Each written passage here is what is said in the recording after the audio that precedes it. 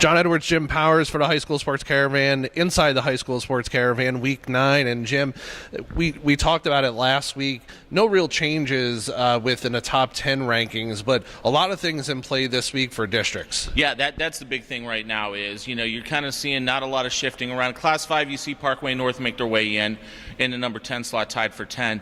But really everybody maintaining their spots right now. And that's kind of where I expect it to end up, barring anything silly happening this weekend. Everybody right now is jockeying for district position, and we're going to go through some of these things. I think the team that we're not going to talk about that needs to be on the edge of their seat is Francis Howell. They have just a 0.2 of points lead over Blue Springs South. They need a few wins because they got a bye week this week. So they need some of the teams that they've beat to take care of their business. They need Blue Springs South to not win by more than 13 in a matchup out on the western part of the state. That's the team that I think is right now sitting on the edge of their seat, because if that flips, Blue Springs South would then host the district final out in Kansas City. So that's going to be one matchup that we'll kind of watch as we go through Friday and Saturday. Classic District 1, you have Kirkwood playing SLU this week. Eureka takes on Hazelwood East. These two teams are only separated by a couple of points. We saw the upset last year with SLU, games at SLU this year. So if SLU does upset Kirkwood this year, we could see a shift in that district. Absolutely. We'll have that game right here on the High School Sports Caravan, and it's going to be a great matchup. I think you're going to see a very good SLU high defense taking on an extremely good offense for Kirkwood. Reese Goddard has done a fantastic job in orchestrating that thing for Farrell Shelton, and they've kind of started going to the run game a little bit, and that's when it gets real scary, especially with the big boys up front for Kirkwood. But the big thing for the Junior Bills is going to be their speed. You got Isom out on the edge that can do a lot of great things. You got a great quarterback that's really done a nice job this year. Onus is going to be on defense for this one, and this is the best game in the state. It's matching two top 10 teams in the state, and both teams playing for district positioning right now. Not so much for state, but for district positioning. And you're exactly right. Kirkwood wins, they're going to get the 1 seed. If they lose, Eureka could jump them. It's going to be interesting to follow this weekend. Class 4 District 2 this week. Gateway holds the top spot. They're 8-0. Afton in the number 2 spot. They play St. Charles, but Gateway has a tough matchup with Rockwood Summit. Yeah, this is going to be a great game, and it's going to be a great matchup. It's going to be a lot of speed for Gateway. Summit playing great defense, and they kind of stubbed their toe a little bit a few weeks ago and losing back-to-back. But this is a team that's been resilient all year long. They've overcome some big injuries and have really done a nice job. But once again, another game. Gateway with a win, they're going to get that 1 seed. Summit with a win is going to maybe do some leapfrogging when it comes to their district in Class 5. So once again, you get into scenarios where, it's Week 9, not a lot of big games.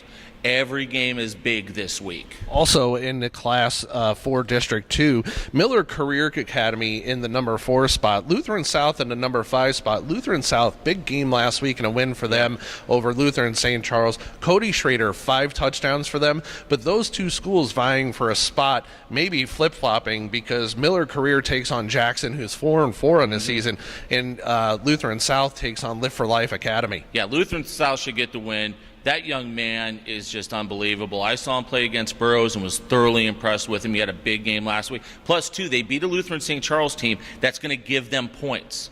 And that's going to be huge when push comes to shove. Same thing when you talk about Miller Career. They've got to play Jackson, who has been up and down all year long. But once again, a great matchup. It's going to be interesting to see how the PHL is going to fare this weekend, because they're stepping out of conference and playing some teams to get them ready for the district. Class 4, District 4, it's Westminster Christian Academy taking on Borgia this week, a big matchup. Borgia and Westminster 1-2. Yeah. More than likely, we're going to see these two teams in the district final. Absolutely, and I don't see any way around that. I think those are the two best teams in the district right now. Corey Snyder at Westminster, I had a chance to talk to him, and that interview is up on the website. Has just done a great job. You talk about one of the great young coaches here in the metro area. Corey Snyder's got to be mentioned every single time. And then you talk about Borgia, the crafty veteran, Dale Gilderhouse down there, and You just don't hear about them all year long, but there's cruising right along at 6-2, cruising right along getting district points. Big matchup because Westminster looking to go undefeated.